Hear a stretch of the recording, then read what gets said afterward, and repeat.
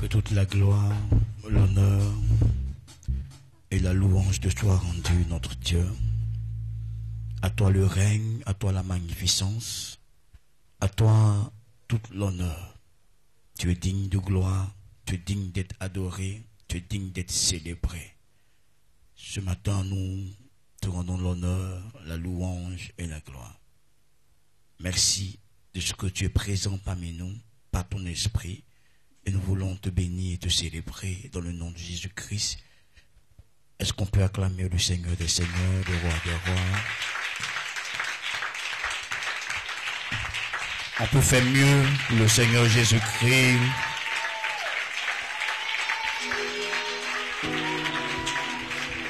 On peut faire plus mieux. Il mérite notre louange, notre adoration. Alléluia. Gloire au Seigneur, gloire à Jésus-Christ de Nazareth. Alléluia. Amen, amen, alléluia.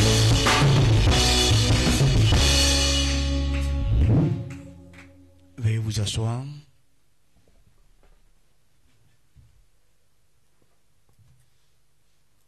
J'honore le Christ qui vit en vous.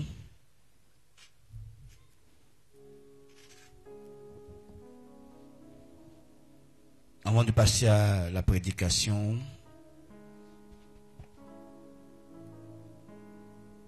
je tenais à dire merci à toute l'Église. Merci pour vos prières. Merci pour vos appels pendant que j'étais en mission. Que Dieu vous le rende au centuple. Amen.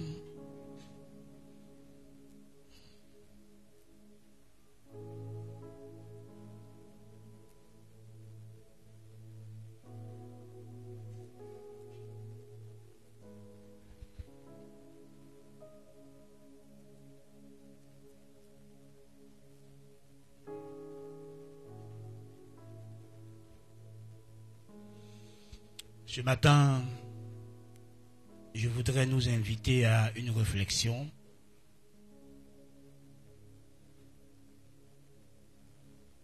Peut-être nous le faisons, peut-être nous ne le faisons pas.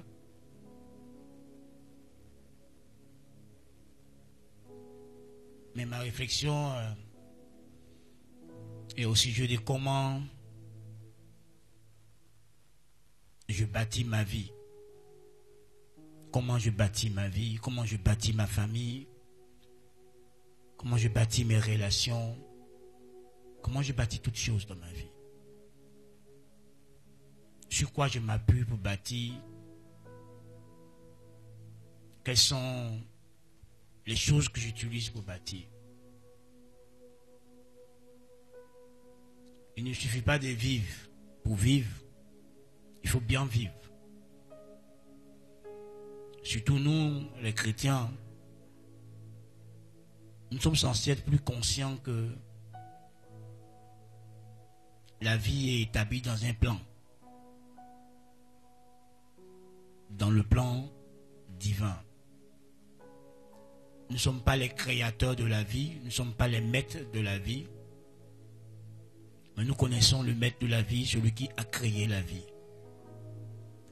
Et la vie est inscrite dans un plan. Dieu a des plans. Et dans le grand plan de Dieu, que souvent la Bible appelle le dessein de Dieu, il y a plusieurs petits plans. Et chacun d'entre nous est un acteur pour accomplir ce plan. Comment tu interagis avec Dieu pour que ce plan se réalise sur la terre, c'est très important. Parce que la Bible dit en Proverbe 19, verset 21, que dans le cœur de l'homme, il y a beaucoup de projets. L'homme se propose de faire tellement de choses. L'homme a des idées énormes de choses qu'il veut faire, qu'il veut entreprendre, qu'il veut accomplir, qu'il veut réaliser. Mais la Bible dit, c'est le dessein de Dieu qui va s'accomplir. Malgré tous les multiples projet, plan que nous avons, c'est celui de Dieu qui s'accomplira. Parce que Dieu veille sur sa parole pour l'accomplir. Parce que Dieu nous a créés dans un but précis. Donc Dieu veille à ce que ce but, ce plan pour lequel il nous a créés soit accompli. Et il y a un ingrédient principal qui est au-dessus de tous les autres plutôt ingrédients qu'il faut avoir pour pouvoir bâtir une bonne vie dans laquelle tu accomplis le dessein de Dieu. Et c'est cet ingrédient principal qui m'intéresse ce matin. La sagesse. La sagesse. Le manque de sagesse n'est bon pour personne. Celui ou celle qui n'a pas de sagesse détruira sa propre vie. Nous avons besoin de la sagesse. Mais pas de n'importe quelle sagesse. Parce qu'il y a la sagesse divine et il y a la sagesse humaine. Et la sagesse dont je parle ce matin, c'est la sagesse qui vient de Dieu. La sagesse que Dieu nous communique, la sagesse que Dieu nous donne. C'est cette sagesse qui peut te permettre de bien bâtir ta vie comme Dieu la veut. C'est un élément important pour bâtir. Et mon thème de ce matin, c'est bâtir avec sagesse. Bâtir avec sagesse. Bâtir avec sagesse.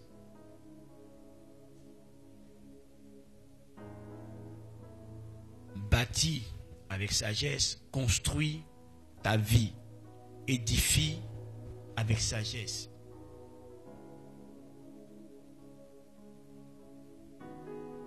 La Bible est claire sur le fait que nous devons nous appuyer sur la sagesse pour construire, pour bâtir. Dans le livre de Proverbes, chapitre 24, du verset 3 jusqu'au verset 6, nous allons lire Proverbes, chapitre 24, verset 3 à 6. Proverbes, chapitre 24, verset 3 à 6. La Bible dit: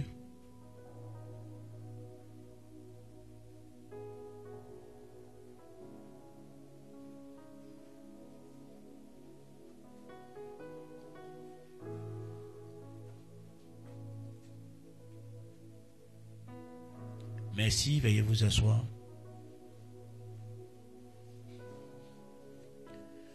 C'est par la sagesse qu'une maison s'élève et par l'intelligence qu'elle s'affermit.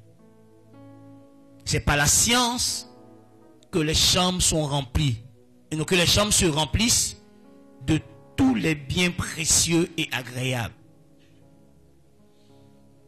Un homme sage est plein de force et celui qui a de la science affermit sa vigueur. Car tu feras la guerre avec prudence et le salut est dans le grand nombre de conseillers. Amen.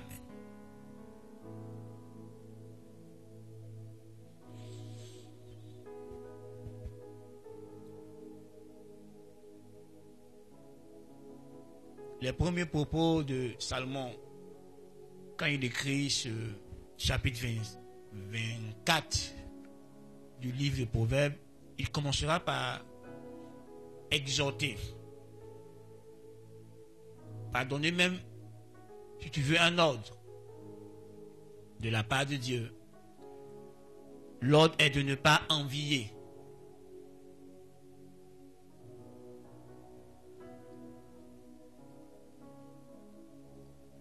de ne pas envier les méchants,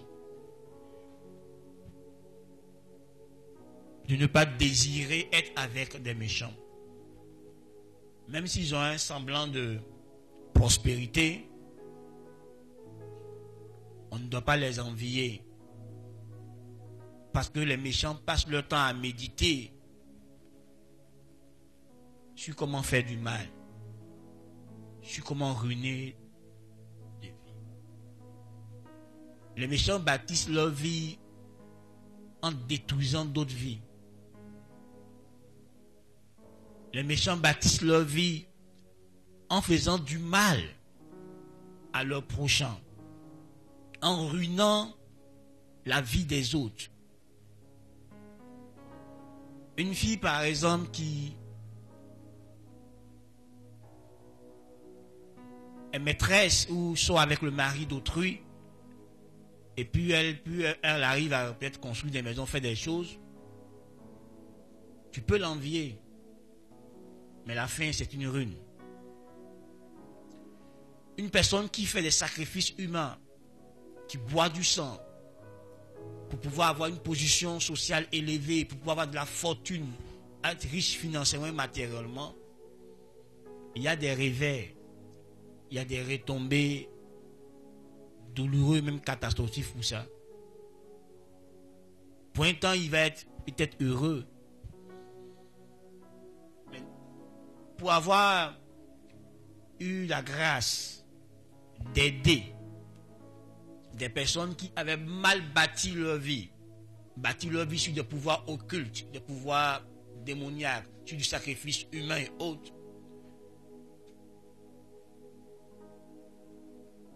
Je peux dire que ce n'est pas la bonne manière de le faire. Ces personnes, à l'apparence, semblaient être heureux, mais dans leur intimité, dans leur vie privée, ils étaient malheureux. Parce que parfois, ils étaient hantés par le souvenir des âmes qu'ils ont arrachées violemment à la vie. Donc j'étais obligé de prendre certaines choses comme la drogue et autres choses pour pouvoir essayer, mais ça n'allait pas. Tu ne peux pas prendre une vie innocente, une vie qui t'a rien fait, et puis avoir la paix intérieure, et puis être stable émotionnellement. Donc ils donnent l'apparence aux autres que ça ne va, mais à l'intérieur ça ne va pas. Ils souffrent, ils sont tourmentés par des sentiments énormes de culpabilité. D'autres se donnent à toutes sortes de vices pour pouvoir essayer d'étouffer la voix de leur conscience, mais ils n'y arrivent pas. D'autres restent catholiques à mourir. D'autres, arrivent à un moment, se donnent la mort. Donc la Bible dit, il ne faut pas envier ces genres de personnes. Il ne faut pas porter envie à ces personnes. Ces gens qui passent par toutes sortes de voies illicites, de voies détournées, de mauvaises voies pour obtenir la richesse, pour obtenir l'élévation, pour obtenir une certaine gloire. Malheureusement, leur gloire est éphémère. Leur richesse est éphémère. Ils sont obligés de perpétrer des actes de plus en plus méchants pour maintenir leur standard de vie. Quand tu regardes en Côte d'Ivoire et partout dans le monde, les exemples sont monstres. Les exemples de jeunes filles, de jeunes gens, d'hommes, de femmes, même de familles entières qui ont bâti leur fortune sur le vol, sur la corruption, sur le mysticisme, l'occultisme. On voit comment ces familles-là finissent. On voit la vie des enfants de ces personnes, comment ces personnes sont malheureuses parce qu'ils ont des enfants qui ont des problèmes de drogue, de prostitution, d'immoralité élevée. Parce que quand tu traites avec les forces des ténèbres, il y a toujours une contrepartie et ta famille subira les contreparties de ton alliance, du contrat que tu as fait avec les ténèbres. Pour avoir opéré dans la délivrance et continuer d'opérer dans la délivrance, j'ai vu des filles, des hommes dont la vie était bloquée suite à toutes les pratiques occultes de leurs parents. C'est quand ils sont venus en Christ, grâce à l'œuvre de Christ qui a établi la victoire et la liberté. En s'appuyant sur cette œuvre, on a pu libérer leur vie et leur destinée. Mais sans Christ, ce n'est pas possible. Donc si tes parents ont fait de l'occultisme, tu as besoin de t'enraciner en Christ. Pour qu'à partir de ta communion avec Dieu, Dieu va opérer ta délivrance, Dieu va restaurer ta vie, Dieu va restaurer ta destinée. Donc, Salomon commence par là, pour montrer que ce n'est pas bon de bâtir comme eux ils ont bâti. Et ensuite, il introduit comment il faut bâtir. Comment un homme ou une femme de n'importe quel âge, de n'importe quelle race, de n'importe quel rang social doit bâtir sa vie. Il doit bâtir sa vie sur la sagesse. Le verset 3 dit, par la sagesse, une maison s'élève. Par la sagesse, une maison est construite. Par la sagesse. Ici, vois la maison comme étant ta vie. Vois la maison comme étant ta famille. Pas forcément les maisons avec le matériel comme le mur et autres. Non. Mais c'est une image. On parle de ta vie, on parle de ta famille. Comment tu bâtis ta vie? Sur quoi tu t'appuies pour bâtir ta vie? La Bible dit de le faire avec sagesse.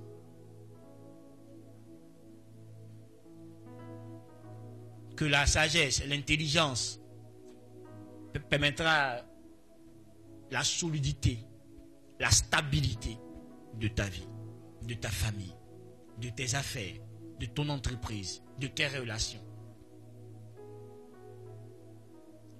Elle permettra la prospérité.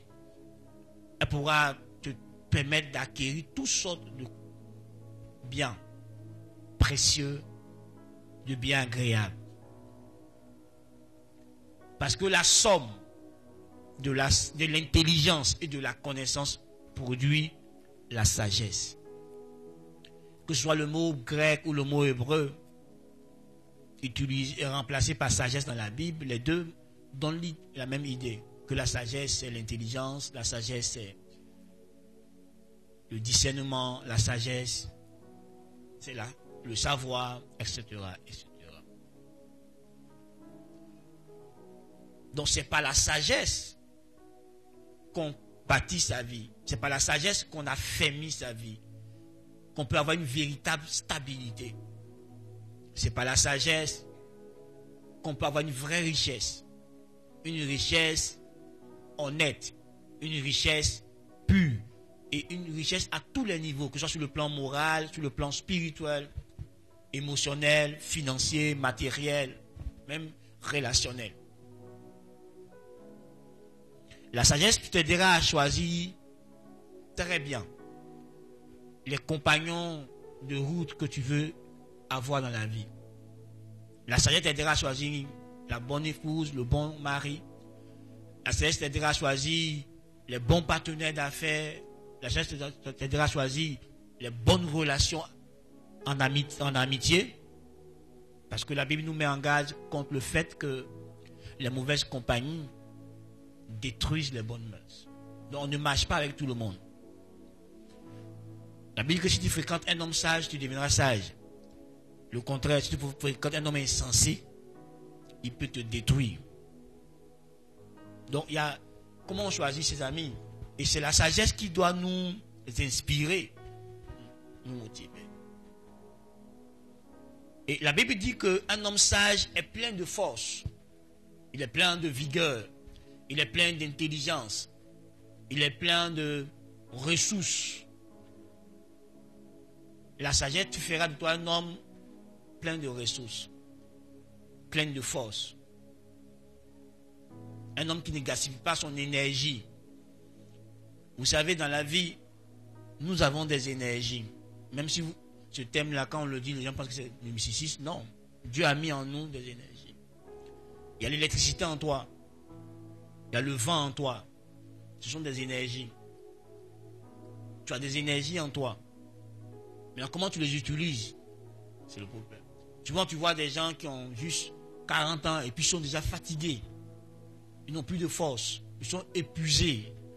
Parce qu'ils ont déjà gaspillé la bonne partie de leur énergie. Et tu vois d'autres personnes qui ont 70 ans, comme hier, il y avait un monsieur qui a 70 ans et plus, mais tu le vois, il est encore frais, quoi. Il n'est pas courbé, non, il est encore frais, bien. Il se tient bien debout, sans aide, bien. Ça veut dire qu'il a vécu avec sagesse. Et j'ai découvert qu'il ça fait 34 ans qu'il est dans le ministère. Ça fait 34 ans qu'il marche avec sagesse. 34 ans qu'il utilise la sagesse pour vivre. Donc, même étant vieux, il est encore plein de vigueur. Vous voyez Gossmeyer, vous voyez le docteur Karambiri. Ils sont encore pleins de vigueur parce qu'ils ont vécu avec sagesse. Avec la vraie sagesse.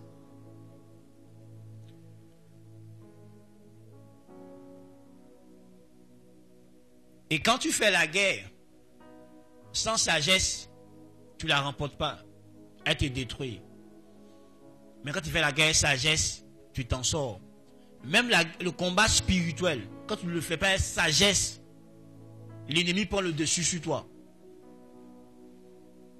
Le combat spirituel, le combat contre les forces des ténèbres, quand tu ne sais pas le faire avec sagesse, l'ennemi prend le dessus sur toi. Vous voyez, de la manière dont David a combattu Goliath, c'est pas de la même manière qu'il a combattu Saül. Saül faisait la guerre à David, mais David l'a combattu d'une autre manière. Parce que Saül était en position d'autorité sur David. Il était le roi d'Israël et David le considérait comme son père dans l'esprit, dans son père spirituel. Donc il ne peut pas combattre Saül comme il a combattu Goliath. Et dans la vie, nous avons différents combats. Et il te faut la sagesse pour mener tes batailles. Il te faut la sagesse pour mener tes batailles sur le plan spirituel, sur le plan moral, sur le plan intellectuel, sur tous les plans. Il te faut de la sagesse. Et la sagesse dont je parle, c'est la sagesse de Dieu. Il faut comprendre premièrement que pour nous, la sagesse est une personne. Est-ce que tu m'entends? La sagesse pour nous est une personne. C'est la personne de Jésus-Christ lui-même. Parce que Jésus est la parole de Dieu faite chair. C'est ça la sagesse. Pour nous, c'est d'abord une personne. C'est la personne de Christ. Donc tu ne peux pas être en communion avec la personne de Christ et puis être un homme stupide, être un homme insensé. Ce n'est pas possible. Parce que Christ est la sagesse incarnée. Donc si tu as Christ en toi, tu as en toi la sagesse de Dieu. La sagesse supérieure.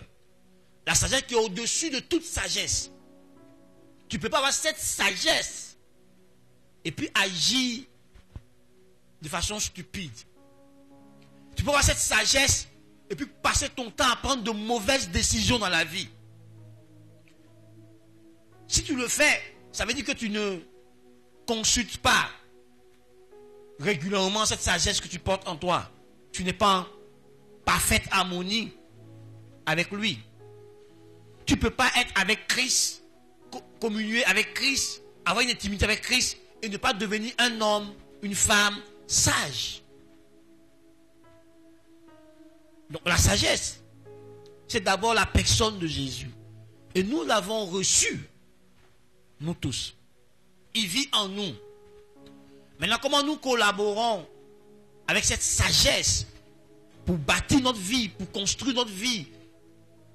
C'est là se trouve le bas blesse. Parce qu'il y a beaucoup d'entre nous qui ignorons la glorieuse présence de Jésus en nous. Et qui vivons comme si Jésus n'était pas en nous. Comme si nous ne l'avions pas invité, nous ne l'avions pas reçu en nous. On vit sans tenir compte de lui. On fait nos choses sans tenir compte de lui. Et quand on bute contre un mur, contre un obstacle, c'est là maintenant qu'on se rappelle qu'on a le Christ en nous. Vivre en tenant compte du Christ te fera bâtir une vie pleine de sagesse et une vie prospère à tous égards. Sur qui tu t'appuies pour bâtir ta vie? La sagesse ou toi-même?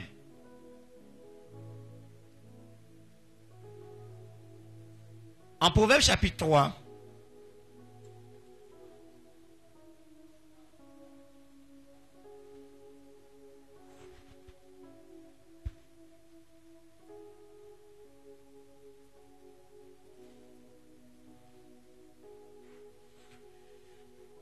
le verset 5, Antoine, tu as un micro?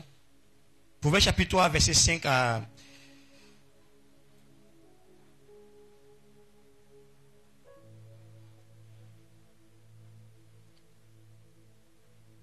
5 à 7, oui. Proverbe chapitre 3, verset 5 à 7. Tu as trouvé?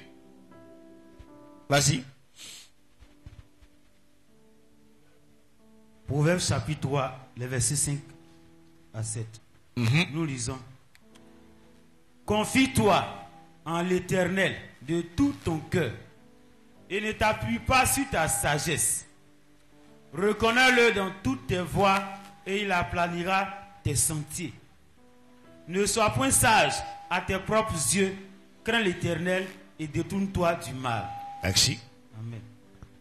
Donc vous voyez, la Bible nous donne un ordre formel de ne pas nous appuyer sur notre propre sagesse.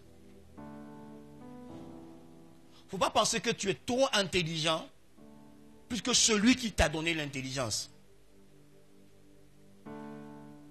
Donc, ouais, notre intelligence et notre intelligence et même les savoirs qu'on acquiert, il y a comment les utiliser de la bonne manière en s'appuyant sur Dieu et non sur nous-mêmes. Si tu penses que tu es sage à tes propres yeux, tu vas détruire ta vie.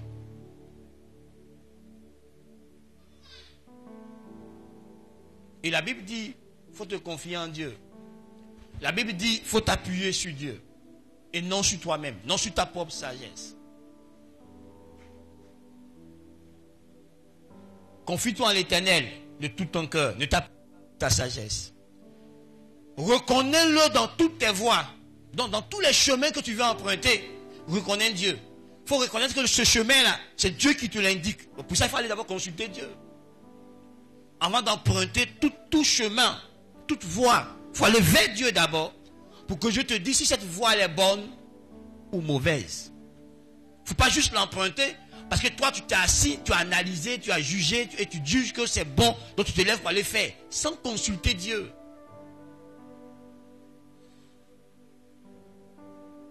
La Bible dit que l'homme pense que telle voie est juste. Mais celui qui juge et pèse les esprits, c'est Dieu. C'est écrit en Proverbe chapitre 16. Tu peux penser que cette voie est juste, que c'est bien, alors que cette voie est en train de te conduire à ta propre ruine, à ta propre destruction. Il a l'habitude de dire aux gens, toute voie qui m'éloigne de Dieu, je ne l'emprunte pas. Toute voie qui m'encourage à détruire ma vie spirituelle pour me déconnecter de Dieu, je ne l'emprunte pas.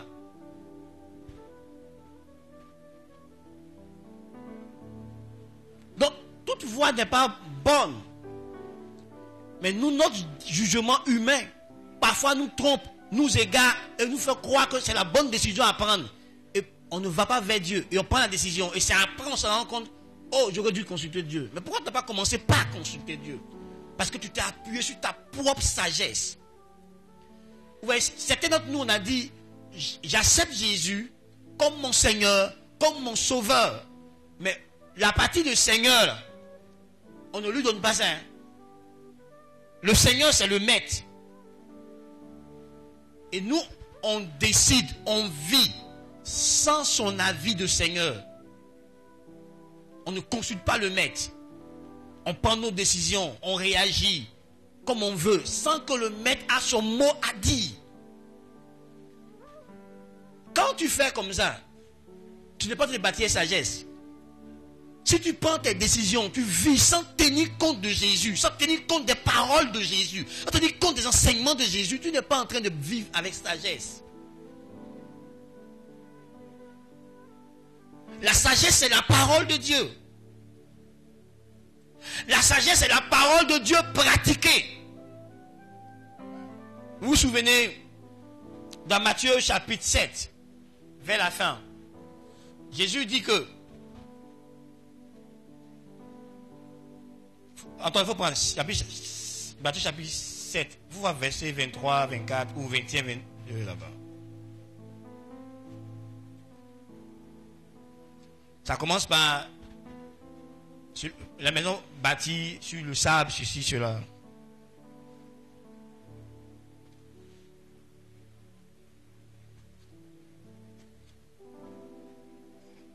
Tu as trouvé?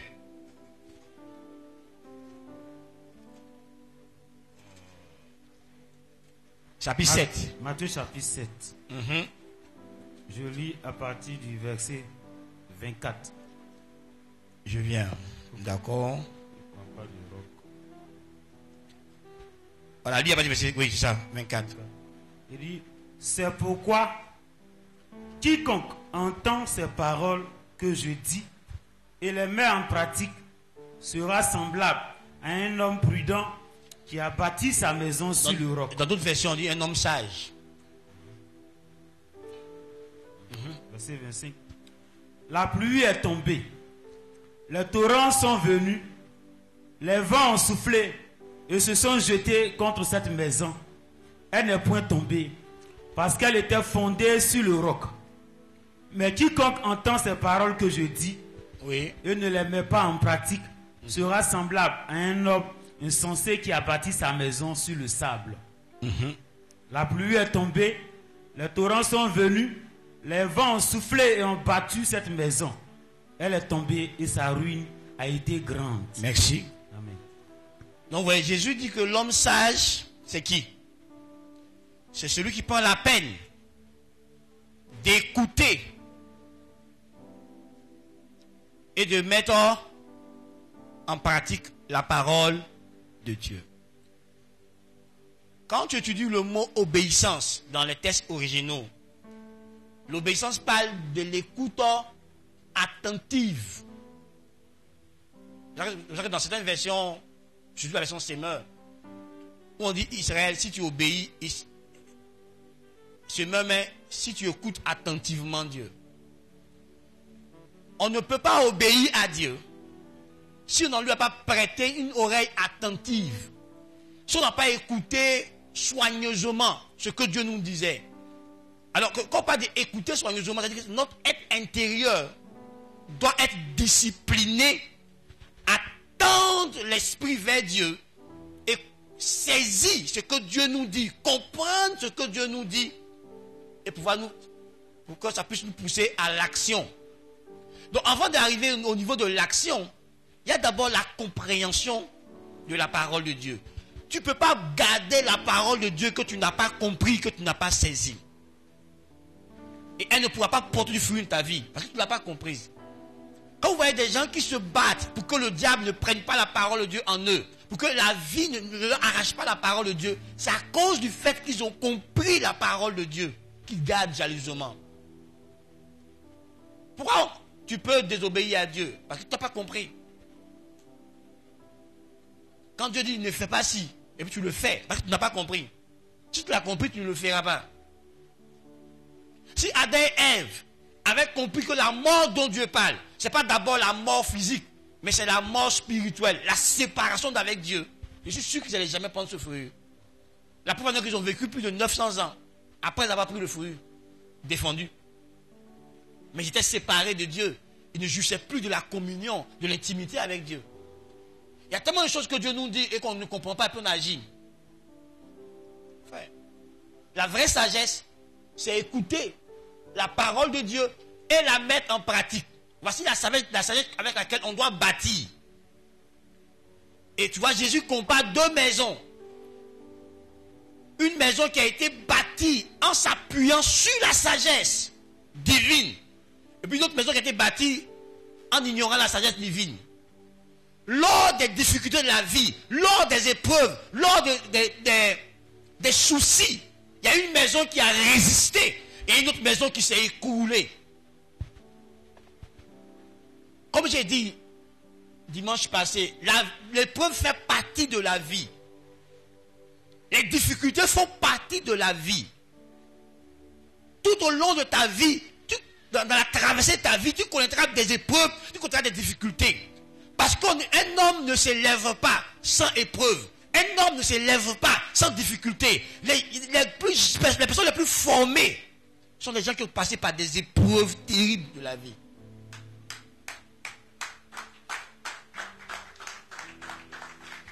Amen, amen.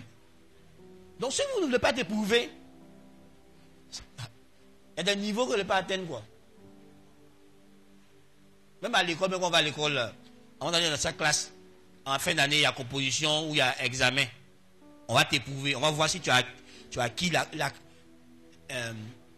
les compétences liées à cette classe avant d'aller à la classe supérieure. Frère, ce qui fait que tu résistes lors des épreuves, c'est sur quoi tu as bâti. Sur quoi tu as bâti ta vie. Sur quoi tu as bâti tes finances. Sur quoi tu as bâti ta maison, ta famille.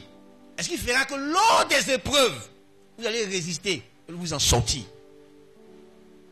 Jésus dit que si tu bâtis sur sa parole, si tu fais de sa parole le roc de ta vie, que l'on porte les épreuves, tu vas résister, tu vas tenir debout et tu t'en sortiras. Mais si tu ne fais pas ça, les épreuves vont t'emporter. On dit la ruine sera grande.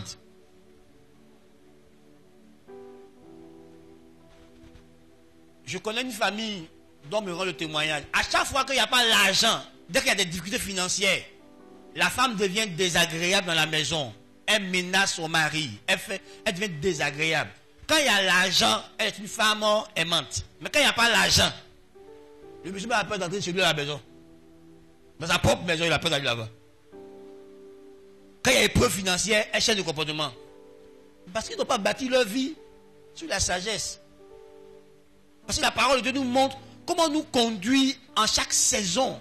Paul dit, j'ai appris à bien vivre, dans l'abondance comme dans la disette.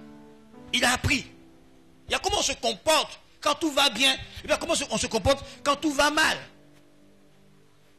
Mais c'est la sagesse qui nous apprend ça. La parole de Dieu. Frère, sur quoi tu t'appuies pour régler tes problèmes, pour régler les situations que tu traverses? D'autres s'appuient sur leur tradition.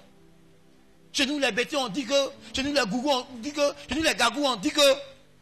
Mais tu deviens chrétien. Tu as décidé de vivre selon la parole de Dieu.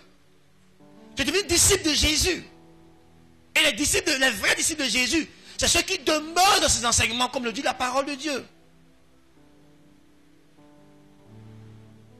Frères et sœurs, comment tu demeures dans la parole? Comment tu t'appuies sur la parole de Dieu pour bâtir ta vie? Comment? Comment tu t'appuies sur la parole de Dieu pour construire ta vie? Parce que la solidité, la stabilité de ta vie dépend de ton écoute et de ton application de la parole de Dieu dans les réalités quotidiennes.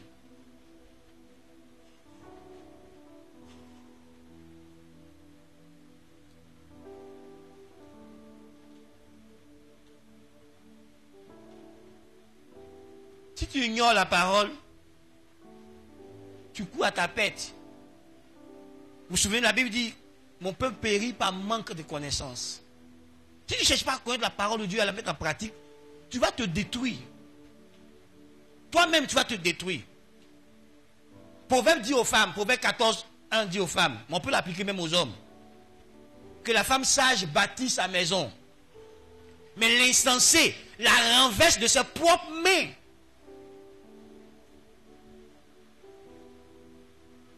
Donc tu peux renverser ta famille, tu peux détruire ta famille, si tu n'es pas habité par la sagesse. Vous voyez, c'est la sagesse qui a fait que Joseph, en face de la femme de Potiphar, n'a pas détruit son avenir. Parce qu'il a vu plus loin que ce qu'elle lui propose. Ce qu'elle lui propose est temporaire, est une jouissance temporaire. Mais s'il passait par ces épreuves, ce que Dieu lui proposait était permanent et éternel. Il a choisi de garder la crainte de Dieu, la sagesse de Dieu. La sagesse de Dieu lui a appris qu'on ne touche pas la femme d'autrui. Parce qu'il y a conséquence à toucher la femme d'autrui. Tu peux ruiner ta vie en couchant avec la femme d'autrui.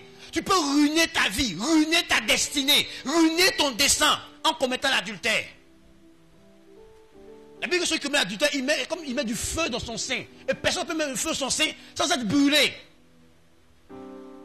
Vivre dans l'impudicité, tu détruis ta vie. Avoir des partenaires multiples, tu détruis ta vie. Parce que la Bible dit que celui qui va avec une prostituée devient une même chair avec elle. Donc chaque personne avec qui tu as de l'intimité, tu deviens un avec la personne. Il y a des transferts sur le plan moral, sur le plan spirituel, qui se fait au travers des rapports intimes. C'est ça que Dieu l'a protégé et a demandé que les rapports intimes soient faits dans le cadre légal du mariage. Le fait en dehors du mariage, tu t'exposes à détruire ta vie. Tu t'exposes à briser ton rêve, des choses. Vous voyez, étudiez l'histoire des grands rois, des grands présidents, des grandes dignités. La plupart de ceux qui ont coulé, on leur a envoyé une femme. Samson a perdu sa destinée à cause d'une femme. Frère, on ne joue pas avec le sexe. Ça fait partie des portes ouvertes spirituellement dans la vie d'un homme ou d'une femme. Je ne sais pas si ça peut fermer ces portes, il y a problème. Tout comme on ne joue pas avec sa langue. Il y a des portes sur notre vie qu'il faut connaître. Donc tu ne sais pas utiliser ton sexe, tu vas utiliser la langue et d'autres choses. Tu vas ruiner ta propre vie. On ne parle pas pour parler.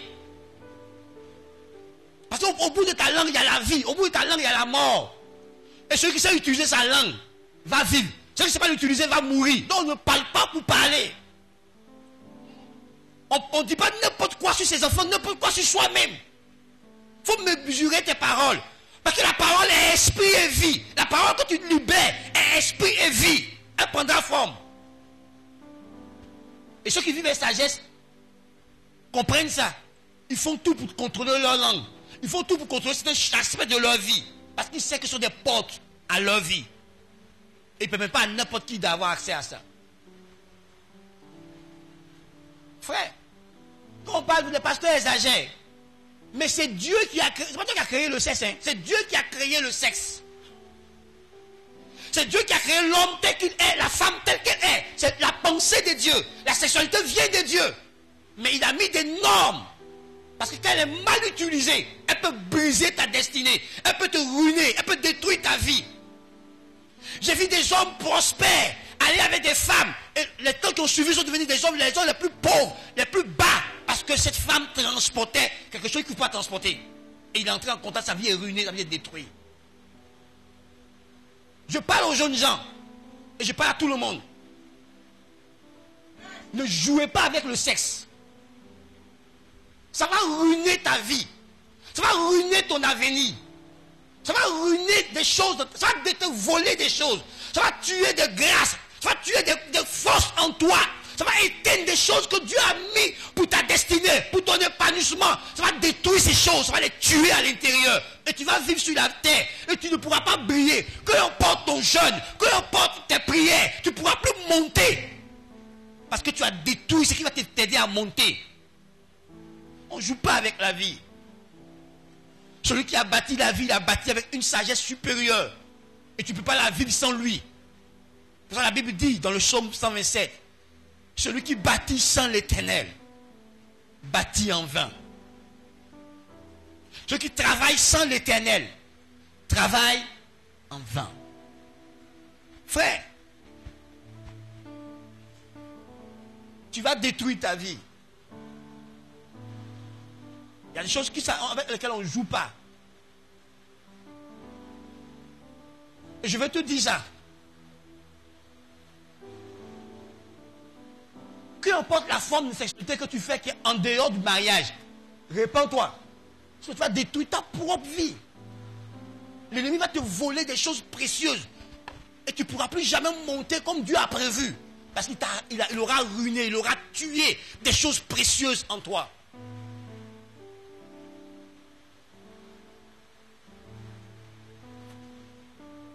J'écoutais un monsieur, un païen même. Il parlait des hommes d'affaires. Il dit un homme d'affaires qui court les femmes ne peut pas prospérer. Il ne peut pas prospérer. Il a expliqué ça sur le plan financier, il a expliqué ça sur le plan mystique, sur le plan spirituel. Il ne peut pas prospérer.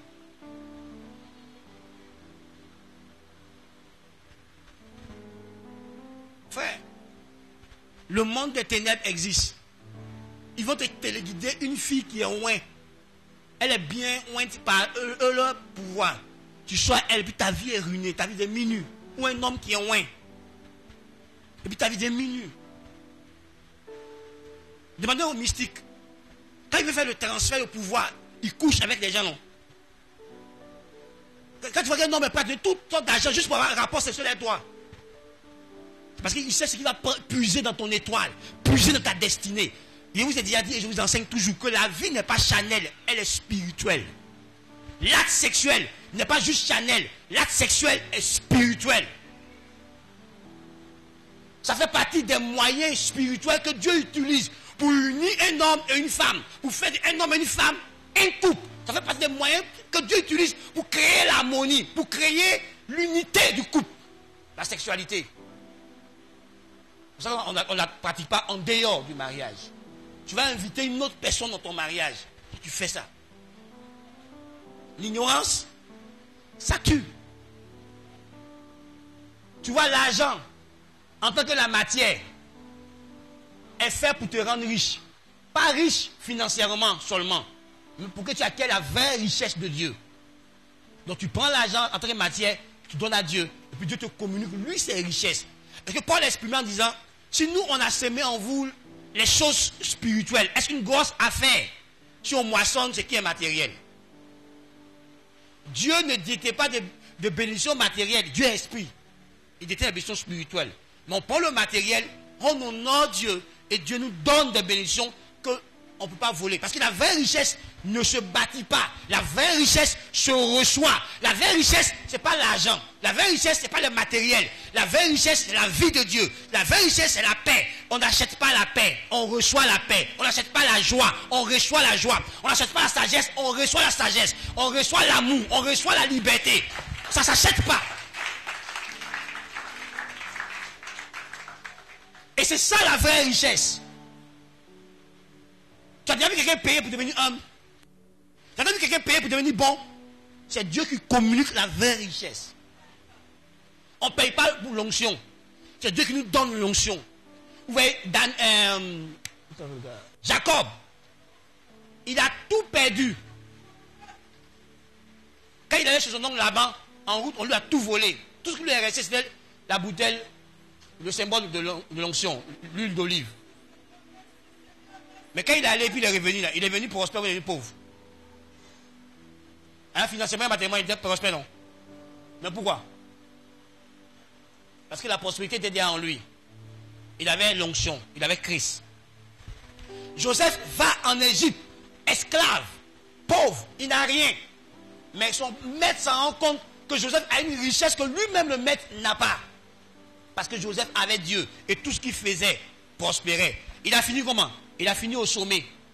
Parce que quand la femme de Potiphar a voulu prendre ce qui est à l'intérieur, Joseph a dit non. Tu ne détruiras pas ce qui est à moi. Et ce qui va m'élever. Frère, la Bible dit que Dieu t'a donné toutes sortes de bénédictions. Mais il faut bien lire cette Bible-là. On dit spirituelle. Les bénédictions que tu portes ne sont pas des bénédictions matérielles. Des bénédictions spirituelles. Donc tu vois, la sagesse fait partie de ces bénédictions spirituelles. Parce que la sagesse est source de vie. Lis-moi Proverbe 16. Proverbe 16. Attends, je te donne le verset précisément.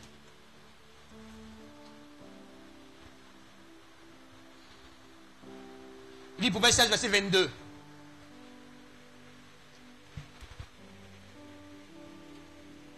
« 16-22. 16-22. Tu as trouvé? Proverbe chapitre 16, le verset 22. Il dit, la sagesse est une source de vie pour celui qui la possède. Et le châtiment des insensés, c'est leur folie. Ok.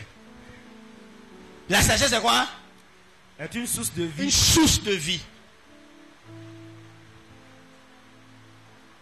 La stupidité, là, c'est une source de mort. Ça détruit la stupidité. C'est la sagesse qui nous conduit dans la vie, qui nous donne la vie. La sagesse de Dieu. C'est là-bas que la vie commence.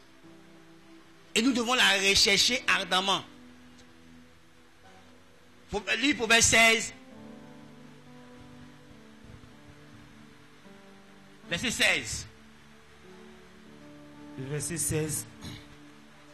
Combien acquérir la sagesse vaut mieux que l'or? Combien acquérir l'intelligence est préférable à l'argent? Vous voyez, c'est Dieu qui parle. Il te dit à toi, combien de fois posséder, chercher à acquérir la sagesse est mieux que posséder beaucoup d'or, beaucoup d'argent.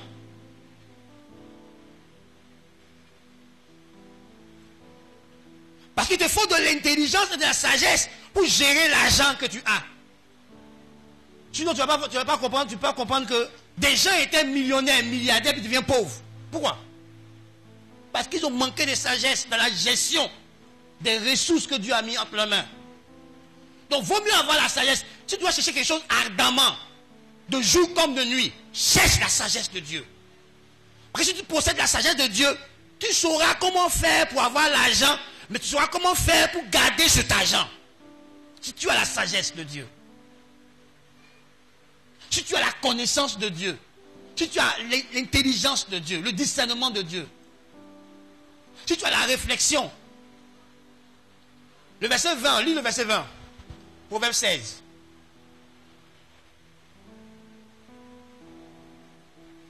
Le 20 dit, celui qui réfléchit sur les choses trouve le bonheur.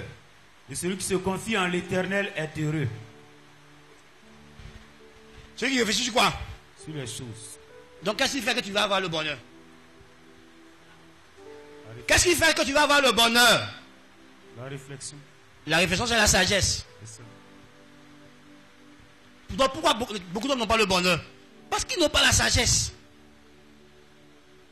C'est la sagesse qui conduit au bonheur. C'est Jésus qui conduit au vrai bonheur. Si tu ne l'as pas, tu n'auras pas le véritable bonheur. Frères et sœurs, comment construis-tu ta vie? Sur quoi tu t'appuies pour construire ta vie, pour bâtir ta vie? La Bible nous demande de le faire en nous appuyant sur la sagesse. Parce que la sagesse est là de savoir faire les choses au bon moment. Et de savoir faire la bonne chose. La sagesse, c'est là de savoir faire les choses au bon moment, mais aussi la bonne chose qu'il faut. Tu peux faire beaucoup de choses, mais pas la bonne chose. Écoute-moi, je disais à un fils entrepreneur, je lui ai dit, papa, qu'il faut que je bosse. Je dis, tu bosses dur. Il dit, oui, il faut que je bosse dur pour te prospérer. Il dit, tu es bête. On ne bosse pas dur. On bosse avec intelligence, avec sagesse. Donc si tu trouves la bonne sagesse, l'effort que les autres fournissent, toi, tu vas fournir un petit effort, puis le résultat que tu vas avoir sera très grand. Ce n'est pas travailler dur qui rend riche. C'est travailler avec sagesse, avec intelligence qui rend riche. Regarde sous le soleil. Des gens travaillent dur, marchent sur la route, des gens poussent autour. Voici, bagage là, ça le dépasse lui-même. Il travaille dur, mais il a quoi? Il a des copinettes. Il y a des gens qui travaillent dur au port, dur à la zone. Ils ont quoi? Ils n'ont rien. Parce que c'est la sagesse qui rend riche. Si tu travailles avec sagesse, si tu fais tes efforts avec sagesse, intelligence et savoir, les résultats que tu auras seront plus grands que celui qui met tous ses muscles, toutes ses forces à travailler. Ouais, en haut là-bas, les dirigeants là, ils réfléchissent, ils donnent des stratégies. Ils sont payés plus cher que ceux qui font le travail manuel. C'est pas ça? Le DG, il est assis dans son bureau, il réfléchit, il met les stratégies sur pied, il travaille avec ses directeurs. Les gens en bas là-bas, ils vont exécuter. Quand on fait salaire là, qui a plus de salaire? Qui a plus de salaire? Le diable a trompé les Africains. Puis dit, aller à l'école loin, ça ne sert à rien. Depuis que tu n'es pas à l'école loin, là, tu as compris quoi? Il te manque des niveaux de savoir-faire, des niveaux de compétences. Parce que tu n'es pas loin à l'école. Donc tu es limité.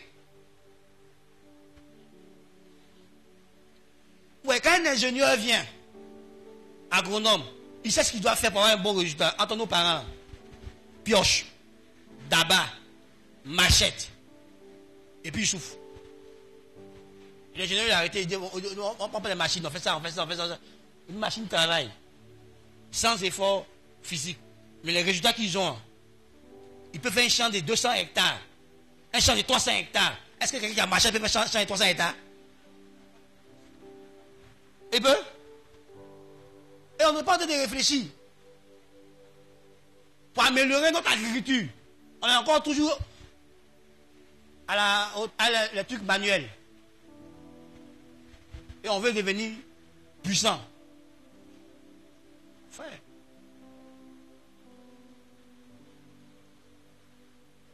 Et le diable a fait croire à l'église que être intelligent, c'est un péché.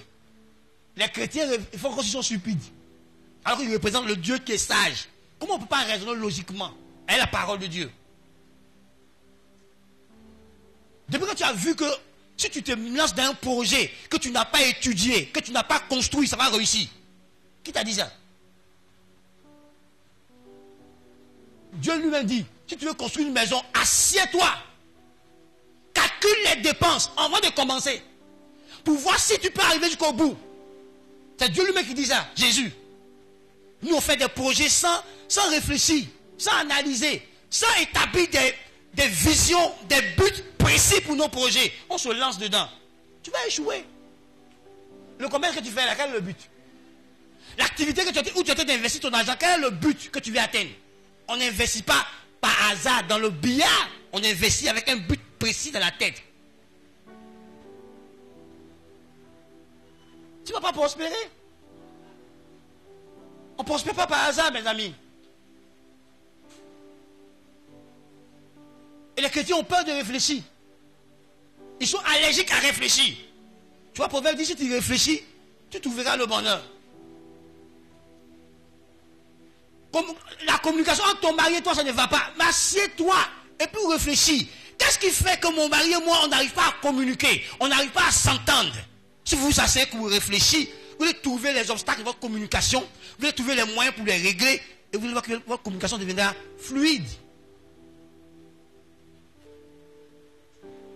Frère, avant de prier, réfléchis. Pour que tu saches exactement ce que tu vas dire à Dieu.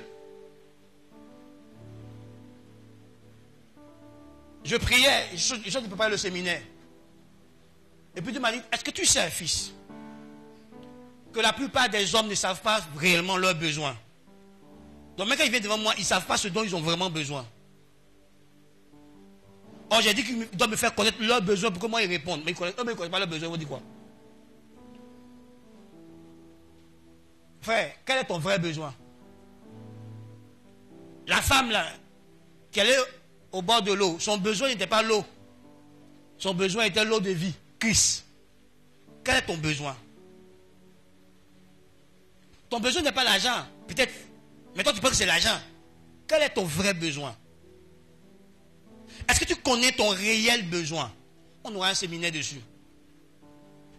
Bartimée, enfant de Jésus, il avait deux besoins, mais il a su son réel besoin.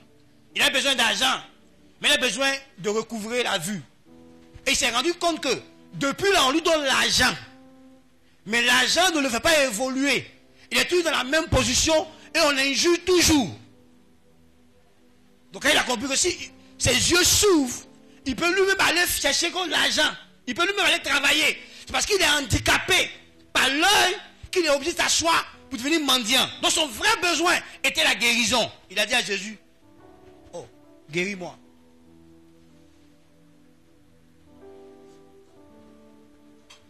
Le vrai besoin de Anne, ce n'était pas Samuel. C'est qu'elle soit guérie, elle retrouve sa paix intérieure. C'est son manque de paix intérieure qui agissait sur ses ovaires et ses ovules et l'empêchait de procréer. Et quand elle a enlevé l'amertume qui était en elle, la colère qui était en elle, qu'elle a guéri son intérieur, et que Élie lui a dit va en paix, qu'elle était en paix à l'intérieur, quand elle est allée dans le même courant de l'année, le même homme qui ne pouvait pas faire là, il a fait.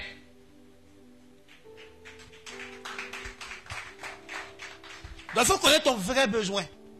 On aura un séminaire. Mais si tu es devant Dieu et puis tu ne sais pas ce que dont tu as besoin, tu racontes tout sans dire ton besoin. Dieu ne sait pas ce que tu as dit. Souvent Dieu il a tellement de compassion, il est miséricordieux, donc il a agi dans nos vies juste par miséricorde quoi. Mais on ne sait pas prier. Plutôt la prière est une grande âme. Mais comment l'utiliser efficacement? Quel est ton besoin?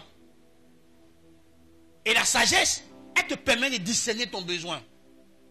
Elle te permet de savoir ce dont tu as besoin maintenant pour évoluer.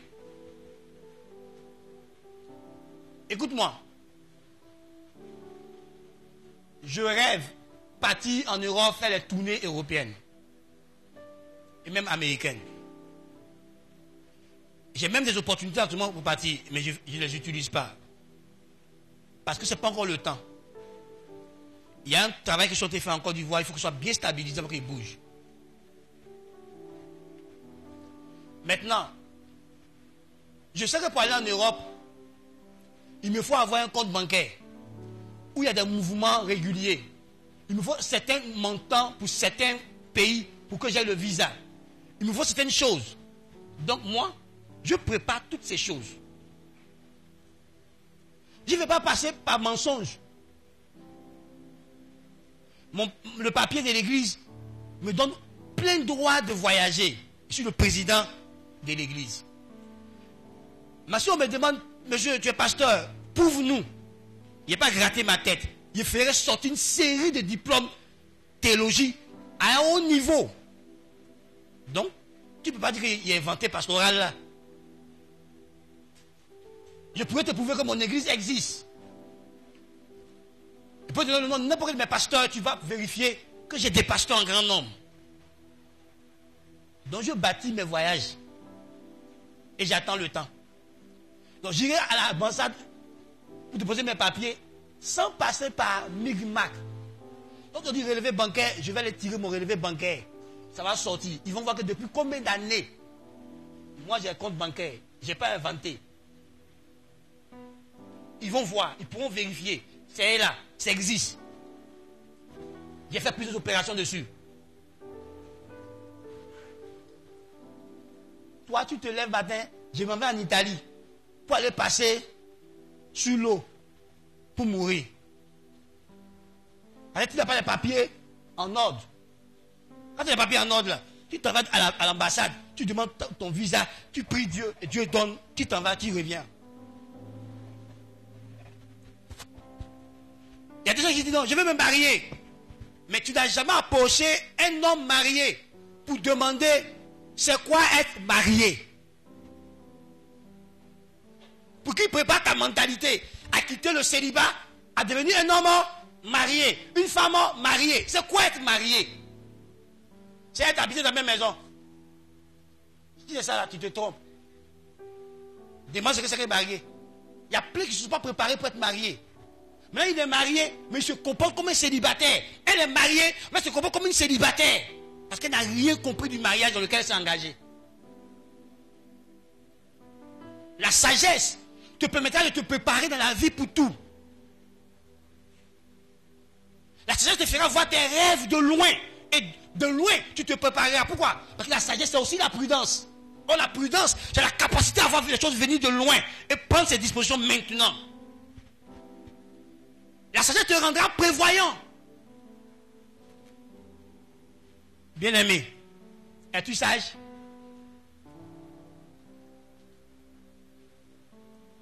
Est-ce que tu es sage?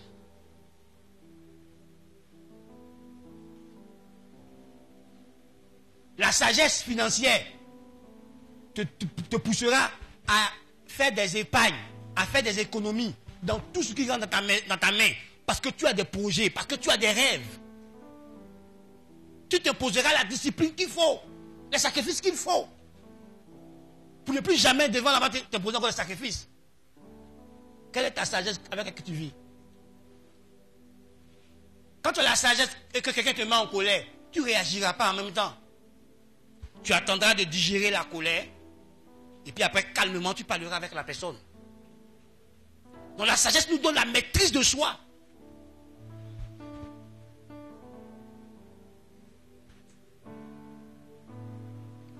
Frères et sœurs, je reviendrai. Ça, c'est la première partie. Je reviendrai devant.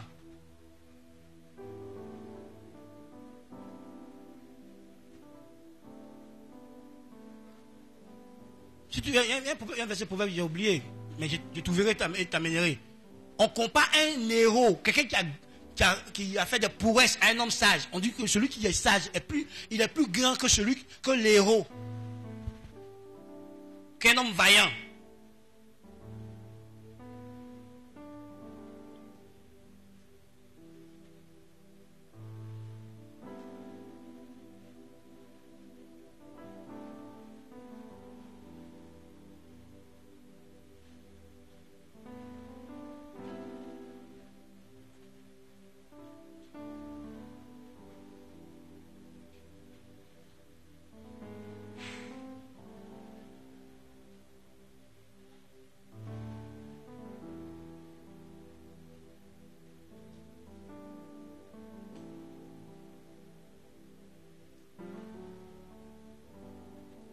Vous voyez, un homme qui est sage, il se met rarement en colère.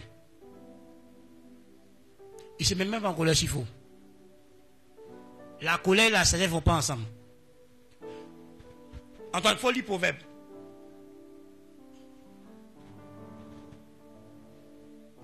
Proverbe 14, 29.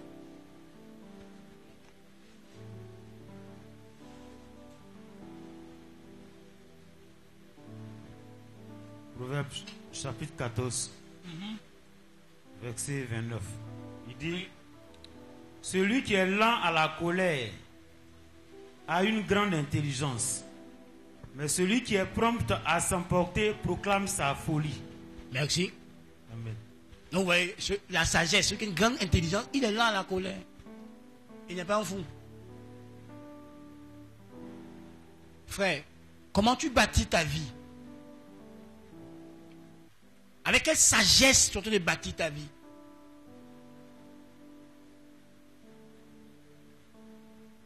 Sur quoi tu t'appuies pour construire ta vie, pour prendre tes décisions, pour faire tes choix, pour avancer dans la vie?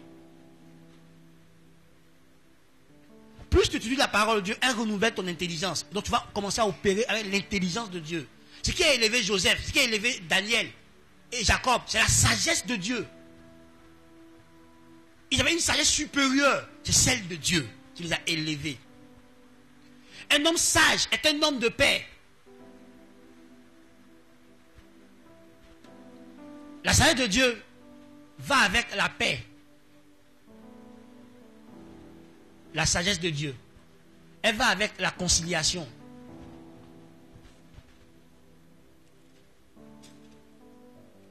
Antoine, allons-y.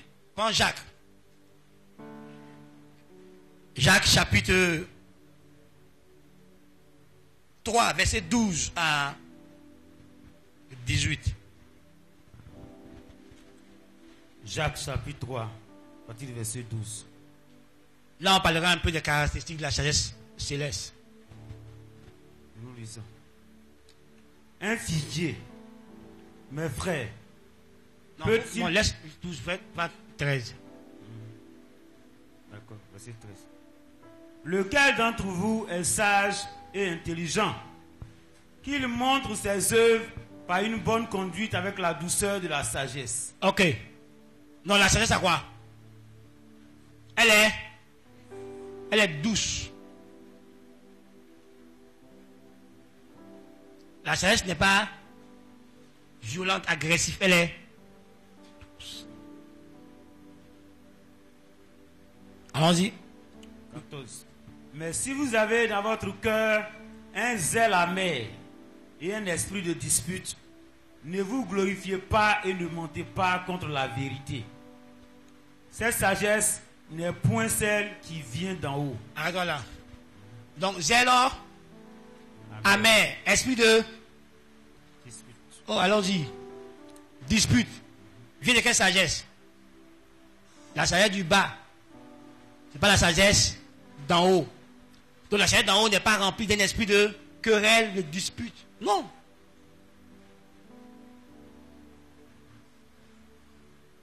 Continue la lecture. Mais elle est terrestre, charnelle, diabolique. Donc, ouais, non. Vous dites non, je suis sage, mais vous êtes rempli d'esprit de dispute, de zèle amer. On dit que la sagesse que tu as là, elle est terrestre, elle est charnelle, elle est diabolique.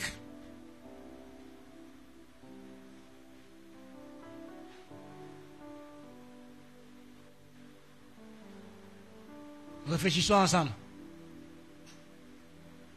Quelle sagesse tu utilises?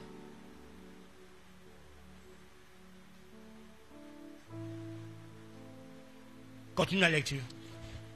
Car là où il y a un zèle amer et un esprit de dispute, il y a du désordre et toutes sortes de mauvaises actions. La sagesse d'en haut est premièrement pure. Lis doucement. La sagesse d'en haut est comment? Pure. Elle est comment? Pure. Donc, ouais, vivre dans la sainteté, c'est être sage. Vivre une vie de pureté, c'est être sage. Vivre dans l'impureté, c'est manquer de sagesse. Parce que le péché va détruire ta vie. Or, la sagesse, elle est bâtie. Elle ne détruit pas. C'est ce qui vient de Dieu. Ensuite, pacifique, modérée, conciliante, pleine de miséricorde et de bons fruits, exempte de duplicité, d'hypocrisie. Donc, elle est pacifique. Elle est conciliante. Elle est modérée. Elle est pleine de bons fruits. Donc, quand tu opères avec la sagesse de Dieu, tu seras miséricordieux. Parce que la sagesse de Dieu est pleine de miséricorde. Amen. Elle est pleine de bonté, de justice, de droiture. Tu ne peux pas opérer avec la sagesse de Dieu et puis créer des palabres, créer des discordes, créer des disputes. Ce n'est pas possible. Un homme qui opère avec la sagesse de Dieu, il communique la paix autour de lui. Il communique la vie, la bonté, les bonnes choses. Il est franc, il est vrai, il n'est pas hypocrite. Il ne va pas appeler le noir rouge. Dans la douceur, il te dira la vérité, avec amour et tendresse. La sagesse d'en haut a ses propres caractéristiques. Tu peux t'asseoir, Antoine. Donc regarde ta propre vie pour voir avec quelle sagesse tu opères. Est-ce que ta sagesse te met en conflit avec les gens? Est-ce que ta sagesse fait que tu es au cœur des problèmes, au cœur des palabres, au cœur des disputes, au cœur des mésententes, au cœur des discordes? Quelle sagesse emploies-tu pour bâtir ta vie? Celle de Dieu, la sagesse spirituelle, elle est remplie de douceur. Elle est remplie de grâce. Elle est remplie de miséricorde. Elle est remplie de paix. On vous a dit que la sagesse, c'est Dieu lui-même. Elle est pure parce que Dieu est saint. Elle est remplie d'amour parce que Dieu est amour. Elle est remplie de vérité parce que Dieu est vérité. Quelle sagesse tu emploies? Pour que toujours dans ta maison, il y a tout dans ta maison. Quelle sagesse tu emploies? Avec quelle sagesse tu communiques avec tes enfants, avec ta femme, avec tout le monde chez toi. Et puis il n'y a pas la paix de votre maison. Et puis il n'y a pas la joie de votre maison. Et toujours c'est les disputes, les querelles, les mésententes. Mais si tu dis que tu es enfant de Dieu, que tu es conduit par le Saint-Esprit, toi ta sagesse, ça ne couvre pas les fautes des autres, ça ne couvre pas l'erreur des autres, ça n'excuse pas les autres. Ça ne te rend pas tolérant. Quelle sagesse tu emploies? Quelle sagesse que tu utilises pour bâtir ta vie, pour bâtir tes relations? Regarde-toi, tu n'as pas de relation de longue date. Quelle sagesse! Parce que la sagesse de Dieu montre que l'homme est fait pour vivre en communauté. L'homme n'est pas fait pour vivre seul. L'homme était net communautaire. Il doit vivre forcément avec les autres. Il était net de relations. Tu dois avoir des relations. Tu es le fruit d'une relation. Ton père et ta mère ont eu des relations et tu es venu au monde. Tu étais net. Tu ne peux pas vivre seul. Donc quand tu t'isoles, c'est quelle sagesse tu utilises? Parce que la sagesse de Dieu, elle t'apprend à accepter les autres avec leurs différences. Tout le monde n'est pas toi. Et tout le monde ne sera jamais toi. Chacun a sa particularité. Chacun a sa différence. Mais la sagesse de Dieu t'apprendra à accepter la différence des autres et de vivre avec eux. De t'allier avec eux. De savoir vivre avec eux. De savoir accepter leur unicité, leur différence. Et t'unir à eux et accomplir des grandes choses. Quelle sagesse tu emploies? Et puis tes relations se brisent. Quelle sagesse tu emploies? Et puis ta famille, tu n'as pas de relation avec les membres de ta famille. C'est compliqué. Quelle sagesse tu emploies?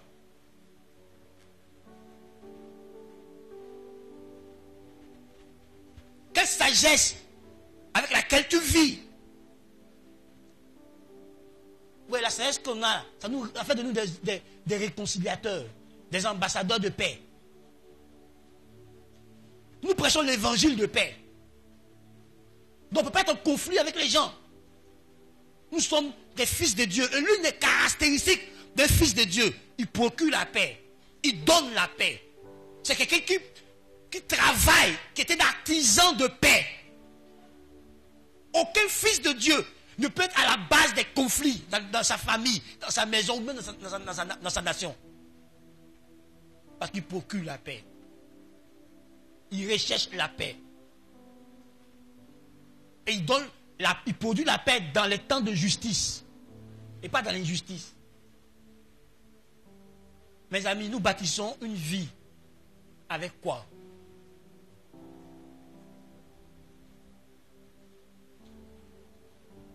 Avec quoi bâtissons nos vies? Pourquoi nos maisons sont remplies de querelles? Pourquoi nous sommes remplis de conflits autour de nous? Parce qu'on ne vit pas avec la grâce qu'on a, la sagesse de Dieu. Elle est miséricordieuse, elle t'apprendra à pardonner. Elle t'apprendra à excuser les gens. Parce qu'elle te donne une hauteur d'esprit que les autres n'ont pas. C'est pour ça qu'un homme sage, une femme sage est appréciée par son environnement. Est accepté par tous. Parce qu'un homme sage est un rassembleur. Mes amis, avec quelle sagesse bâtissons nos vies? La Bible est remplie de sagesse, c'est la sagesse divine. Dans tous les domaines de la vie, la Bible nous donne des instructions. La Bible nous donne des conseils. La Bible nous donne des recommandations. Tu ne peux pas t'appuyer sur la Bible et puis ne pas avoir une vie solide, une vie stable.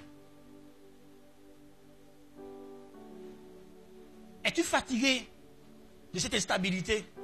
Ouvre-toi à la parole de Dieu. Donne la première place à la parole de Dieu de ta vie. Commence à laisser la parole de Dieu diriger tes pas. Comme David pouvait le dire, que la parole de Dieu est une lampe à nos pieds. Laisse la parole de Dieu t'éclairer. Afin que tu ne marches pas dans un chemin sombre. Pour ne pas tomber dans les pièges de la vie. Mais que tu marches dans un chemin éclairé. Pour que tu vois les pièges de la vie. Et tu saches comment éviter ces pièges pour avancer. Je t'en prie. Ouvre ton cœur à la parole de Dieu. Écoute la parole de Dieu et mets-la en pratique. Alors tu seras comme un homme sage. C'est ce que Jésus a dit. Tu écoutes la parole, que tu la mets en pratique, tu es un homme sage. Et tu seras en train de bâtir une belle vie. Tu seras en train de préparer même le futur de tes générations. Parce qu'un homme sage pense au futur de ses générations. Parce qu'un homme sage devient un homme de bien. Et un homme de bien laisse un héritage à ses enfants et à ses petits-enfants. Parce que quand tu as la crainte de Dieu, ça te détourne du mal. Or, le commencement de la sagesse, c'est la crainte de Dieu. C'est le fait de considérer Dieu. Le fait de tenir Dieu en haute estime dans notre cœur. Commencez là où Dieu vous demande de commencer. Par lui. Tu ne peux pas bâtir ta vie sans Dieu. Tu ne sais pas de quoi est fait demain. Il y a un seul qui peut te dire ce qui arrivera demain. Il est le seul qui maîtrise le futur. C'est Jésus de Nazareth. Il est le seul qui peut te montrer si l'acte que tu poses aujourd'hui n'aura pas des conséquences négatives dans le futur à venir, dans les années à venir. Parce qu'il voit demain. Donc il peut te conduire à poser des actes sages qui vont être utiles aujourd'hui et vont être utiles demain. Seul Dieu peut te conduire ainsi. Seul Dieu peut te pousser à poser des actes qui prépareront prophétiquement l'avenir de tes générations après toi. Vous vous rappelez, Dieu a dit à Abraham, non pas à Abraham, à Isaac plutôt. Il dit, je te bénis à cause de ton père Abraham qui a obéi. Donc, les actes sages d'Abraham ont été une bénédiction pour ses générations plus tard. Quand Dieu devait se souvenir d'Israël, il a dit à Moïse, qui s'est rappelé de la promesse qu'il a faite à leur père, Abraham, Isaac et Jacob. Mais ils ont bien marché avec Dieu. Et ils ont laissé un héritage positif à leurs enfants. Et quand les enfants étaient dans les souffrances, Dieu se souvenait de cette alliance. Et Dieu a agi dans la vie de leurs arrière-petits-enfants. Sache que dans ta manière de marcher, tu es en train de déterminer le futur de tes générations, le futur de ta postérité. Et tu marches comme un homme sage et que tu sais vivre avec la parole de Dieu, tu prépares quelque chose demain, après toi, pour tes enfants. Car Dieu bénit les générations futures, mais ça dépend de la génération que tu présentes. Comment tu es en train de préparer tes générations futures? Tes actions d'aujourd'hui sont importantes pour tes enfants. Quand Abraham payait la dîme, on dit Lévi était dans ses reins. Et Lévi a été béni pour ça. Je t'en prie ce matin. Réfléchis à plusieurs fois avant de parler, avant de prendre tes décisions, avant de poser tes actes. Souviens-toi de Akan. Il n'a pas réfléchi à plusieurs fois. En violant l'interdit de Dieu, il a caché l'or, il a caché un manteau. Israël a perdu la guerre contre Haï. Quand le leader allait devant Dieu et qu'il a découvert qui était à la base, l'ordre de Dieu a été de le supprimer, lui et toute sa maison. Donc même des innocents, même les animaux qui n'ont pas volé aussi, sa femme, ses enfants qui n'ont pas volé aussi, sont tous morts à cause de lui, son action. Réfléchissons. Nous qui sommes en position de leader, chef de famille, réfléchissons bien à nos paroles, à nos actes. Réfléchissons bien à notre attitude, notre manière de nous comporter devant nos enfants. Ils vont imiter, copier ce qu'ils voient que nous on fait. On a une lourde responsabilité. Et la sagesse pourra nous aider à bien assurer de manière convenable la responsabilité que nous avons dans la vie. Et être des pères, des mères exemplaires pour donner un bon comportement, un bon modèle de conduite de vie à nos enfants. Je vous en prie, bâtissons nos vies avec sagesse. Nous avons la grâce d'avoir la parole de Dieu. Nous avons la grâce d'avoir le Saint-Esprit en nous pour nous faire comprendre la parole de Dieu. Méditons jour et nuit la parole de Dieu. Ne nous éloignons pas de la parole de Dieu. Appliquons nos cœurs, disciplinons-nous, méditons jour et nuit la parole de Dieu et appliquons fidèlement ce que la parole nous enseigne. Alors, nous connaîtrons la prospérité, la réussite dans tout ce que nous faisons. Je t'en prie. Je t'en supplie. Je t'en conjure par les compassions de Christ. Ne sois pas sage à tes propres yeux. Je disais à un ami que j'ai appris une leçon douloureusement. J'ai appris à ne pas mettre une virgule, à ne pas retrancher, à ne pas ajouter à la parole de Dieu. Quand je l'ai fait et que je subissais les conséquences, je suis en vie par grâce.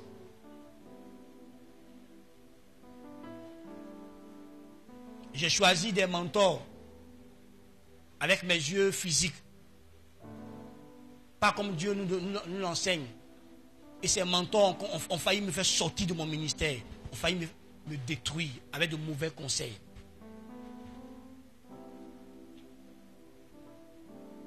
J'ai pris des décisions financières sans tenir compte de ce que la Bible dit. J'ai perdu beaucoup d'argent avant d'apprendre. C'est comme ça que j'ai commencé à développer de manière consciente mon obéissance. Mon obéissance n'est pas un devoir chrétien. J'obéis pour 3 choses. J'obéis pour montrer à Dieu combien je l'aime. J'obéis pour montrer à Dieu tout le respect, toute la révérence que j'ai pour lui. Et enfin, j'obéis pour montrer à Dieu que j'ai confiance en lui. Qu'il est plus sage que moi. Et quand il me dit d'aller ici, c'est bon pour moi. Même quand je ne comprends pas totalement ce qu'il me dit. Mais dès que je suis sûr que c'est Dieu qui me l'a dit, quand j'ai éprouvé la parole et que je sais que Dieu m'a parlé, je m'engage. Même si je ne comprends pas absolument tout ce qu'il me dit, mais je sais que c'est Dieu qui a parlé, je m'engage. Je lui fais absolument confiance. Frère, ne pas obéir à Dieu va te coûter très cher. Parce que Dieu ne bénit jamais, je pèse mes mots, l'homme qui ne lui est pas obéissant.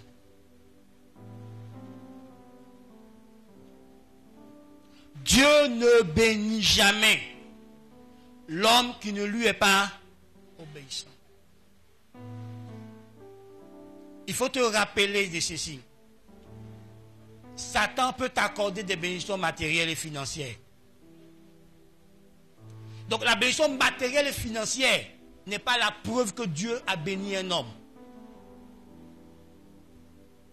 Satan peut accorder à un homme la bénédiction matérielle et financière, mais il ne peut pas accorder la bénédiction spirituelle. Seul Jésus te donne la vraie bénédiction. Et la bénédiction spirituelle impacte toujours la bénédiction matérielle. Souvenez-vous que Dieu a dit, je souhaite que tu prospères et sois en bonne santé. Tu prospères à tous égards et sois en bonne santé.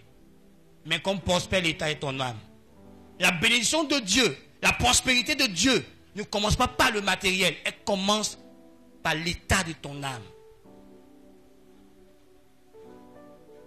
Souvenez-vous que des gens sont allés adorer l'eau. Ils ont eu enfant. Ils sont allés adorer l'eau. Ils ont eu promotion. Ils ont eu richesse.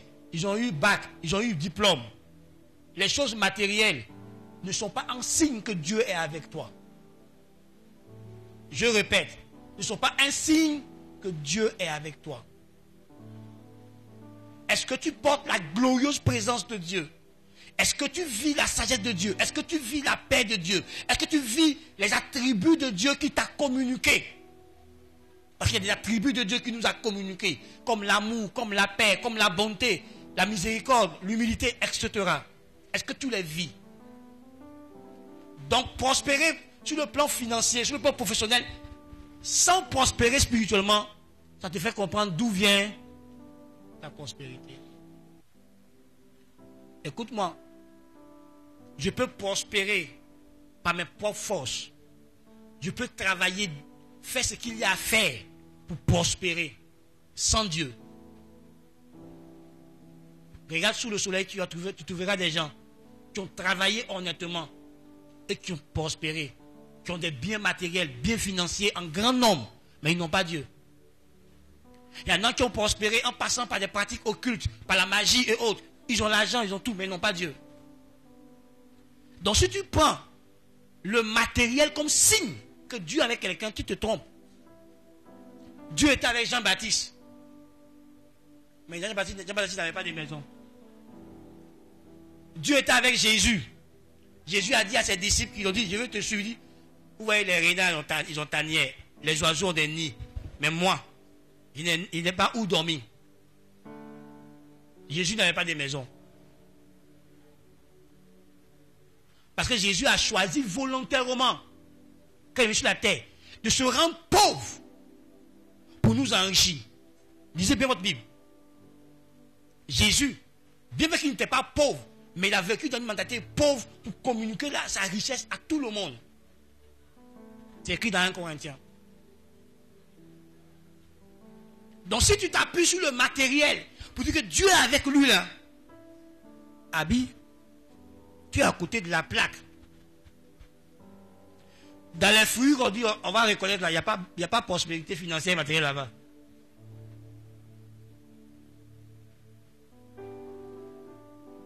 Alors réfléchissons ensemble. Jésus est venu sur la terre avec la gloire. Il n'avait pas maison, mais il avait la gloire. Parce que la gloire, c'est maison. Réfléchis à ça.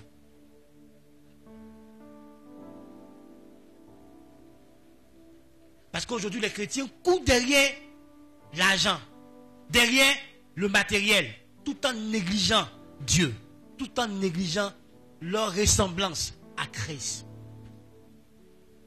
C'est pas mauvais chez l'argent, hein?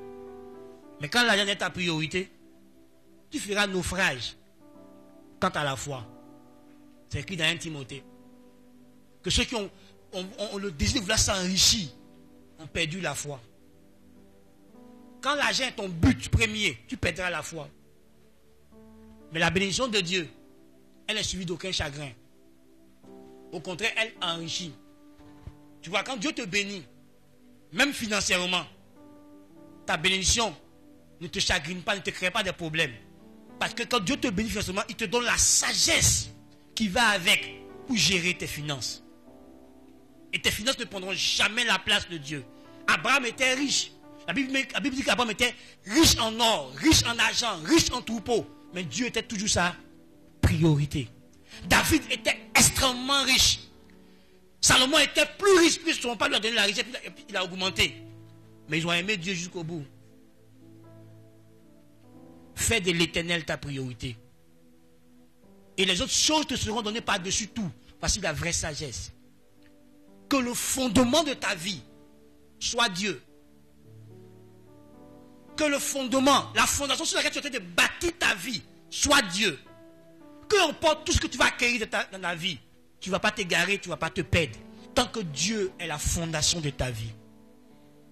Tant que Dieu est la source de ta vie, tu tiendras ferme face aux assauts de l'ennemi, face aux défis de la vie. Mais si Dieu n'est pas dans ton cœur, l'amour de l'argent prendra la place. Car l'antidote contre l'amour de l'argent, c'est Jésus. Si tu aimes Jésus, tu t'attaches à Jésus, l'argent sera juste ton serviteur. Tu l'emploieras pour faire ce que Dieu t'a appelé à faire dans tous les domaines de ta vie. Je t'en prie ce matin. Bâtis ta vie, pas avec la philosophie humaine, mais avec la sagesse de Dieu. Appuie-toi sur la parole de Dieu. Et tu connaîtras une vie stable, une vie prospère, une vie harmonieuse et une vie épanouie, remplie de victoires à tous les niveaux. Que Dieu nous bénisse.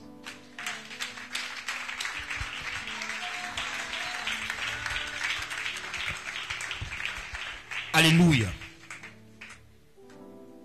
Bon, la Bible dit que si tu manques de sagesse, tu peux la demander à Dieu. Même si les jours qui viennent, on va enseigner comment trouver cette sagesse. Mais prie comme ça. Si tu manques de sagesse, demande à Dieu avec foi et il t'en donnera. Alors prie ce matin.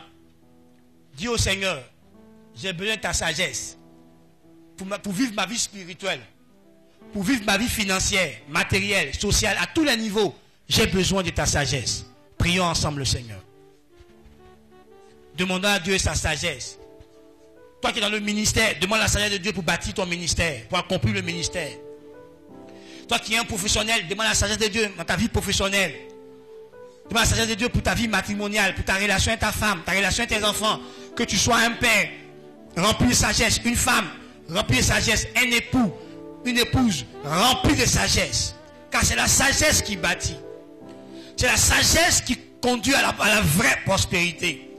C'est la sagesse qui conduit à la vraie richesse, au vrai bonheur.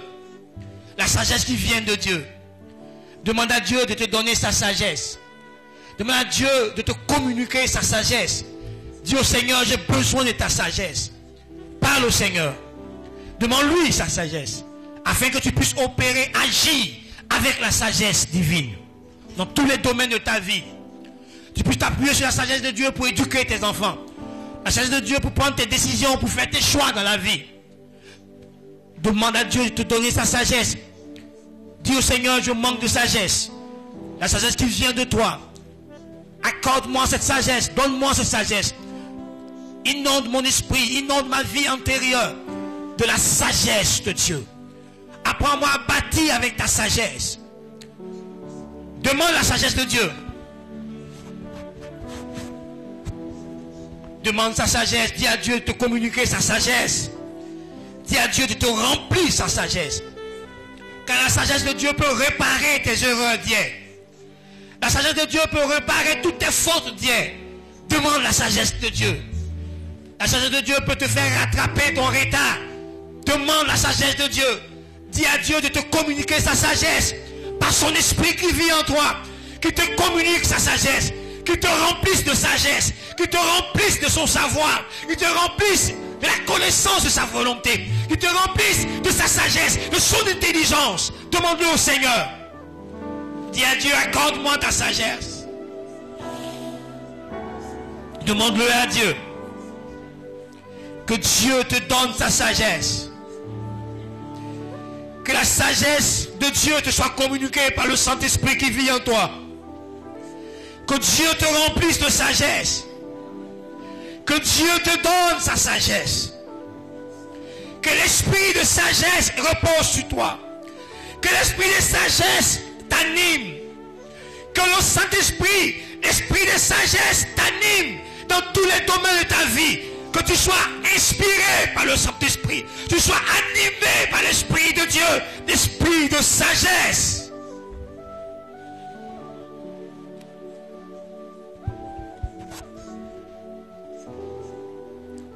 Merci Saint-Esprit.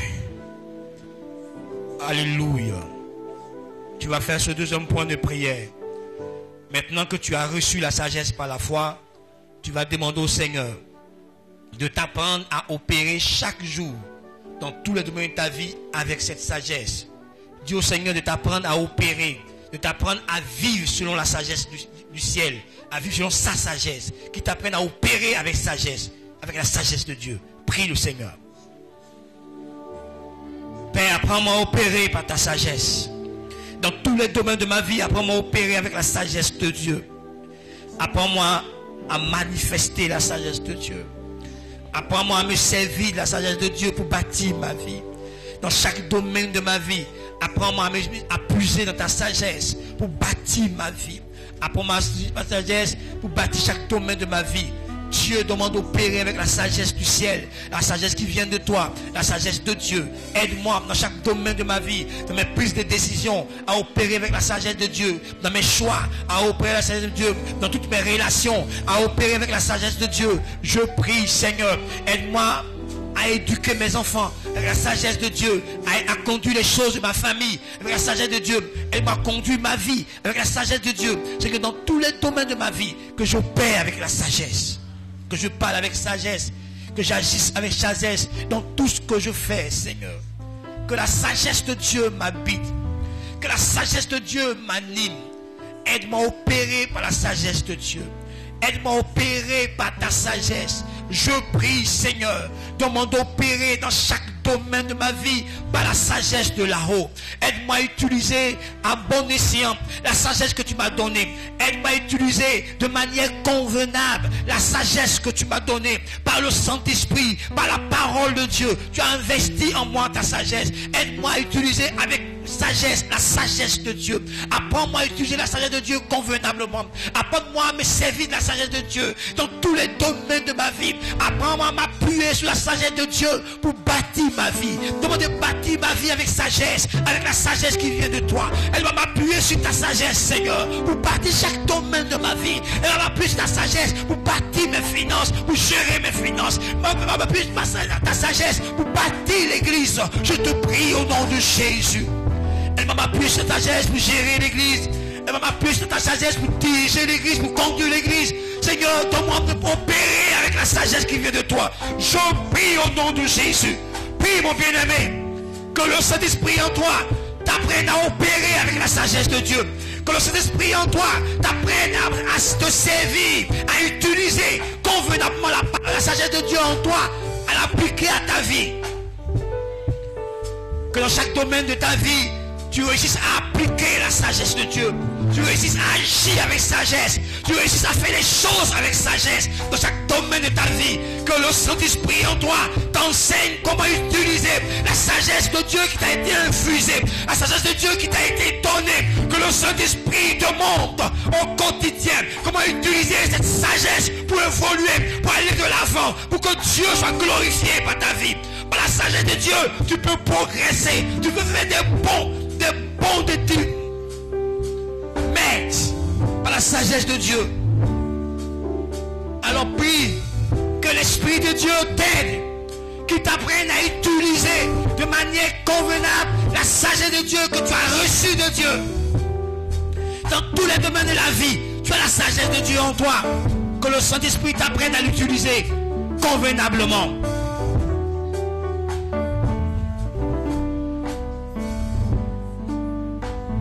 Alléluia. Tu peux continuer de prier à la maison jusqu'à ce que tu vois que tu opères de plus en plus avec la sagesse qui vient de Dieu. Les jours qui viennent, on vous montrera comment acquérir cette sagesse. Comment on fait pour avoir cette sagesse en abondance. Comment grandir dedans. Que Dieu nous bénisse. Ok.